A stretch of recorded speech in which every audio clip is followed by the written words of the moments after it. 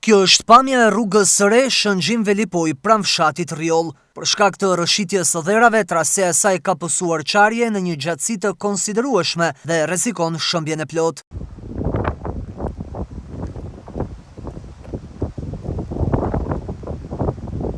Pas problematikës së krijuar, është bllokuar një kraj lëvizjes ku janë konstatuar rrëshitjet e dherave dhe qarkullimi kryhet në njërin sens me vështirësi.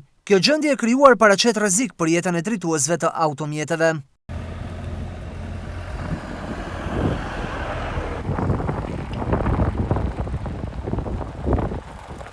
Kompania që ka ndërtuar segmentin rrugor në fjalë ka vendosur barriera betoni dhe sinjalistik në një gjatësi prej 50 metrash. Rruga panoramike Shëngjin Velipoj u hap për qarkullimin e automjeteve në pranverën e këtij viti. Segmenti rrugor me një gjatësi prej 15 kilometrash është investimi i Fondit Shqiptar të Zhvillimit në vlerën e 3.8 milion eurove. Sipas të dhënave zyrtare, është kompania që e ka ndërtuar këtë rrugë, e cila ka deturimin ligjor për të ndërhyrë ndaj çdo problematike që konstatohet deri në prillin e vitit 2026, kur edhe do dorëzohet projekti.